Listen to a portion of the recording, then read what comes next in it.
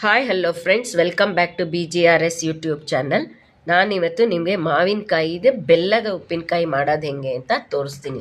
ಇವಾಗ ತೋತಾಪುರಿ ಮಾವಿನಕಾಯಿ ತುಂಬ ಚೆನ್ನಾಗಿ ಸಿಗ್ತಾ ಇದೆ. ಇದು ನಾನು ಮಾವಿನ ತೋಪಿಂದ ತಂದಿರೋದು, ಫ್ರೆಶ್ ಆಗಿದೆ ನೋಡಿ. ಸಣ್ಣಗೆ ಇನ್ನೊಂದನ್ನು ಹೆಚ್ಕೊಂಡಿದ್ದೀನಿ.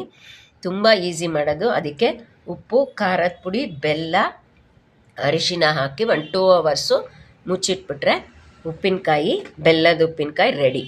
ನಮ್ಮ ಬೆಲ್ಲದ ಉಪ್ಪಿನಕಾಯಿ ಹಾಗೆ ಬೇಕಿದ್ರೂ ತಿನ್ಬೋದು. ಇದಿಷ್ಟನ್ನು ಹಾಕಿ ಮಿಕ್ಸ್ ಮಾಡಿಕೊಂಡು, ಇಲ್ಲ ಅಂದರೆ ಒಗ್ಗರಣೆ ಹಾಕ್ಕೊಂಡು ಅನ್ನಕ್ಕೋ ಅಥವಾ ಮೊಸರನ್ನಕ್ಕೋ ಹಾಕ್ಕೊಂಡ್ರೆ ತುಂಬ ಚೆನ್ನಾಗಿರುತ್ತೆ. ಇವಾಗ ಇದನ್ನು ಫಸ್ಟ್ ಹೆಚ್ಕೊಂಡಿದ್ದೀನಿ. ಕೆಳಗಡೆ ಏನು ಹುಳ ಗಿಳ ಬರ್ದಿರೋ ಹಾಗೆ ಇದನ್ನು ಹಾಕ್ಕೋಬೇಕು. ಆಮೇಲೆ ಇದಕ್ಕೆ ಮಾವಿನಕಾಯಿ ಹಾಕ್ಕೊಳ್ಳೋದು.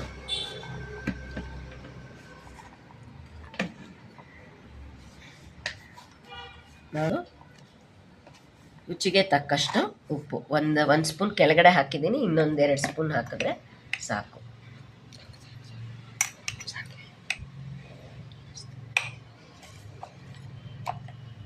ಆಮೇಲೆ 1 ಸ್ಪೂನು ಖಾರದ ಪುಡಿ,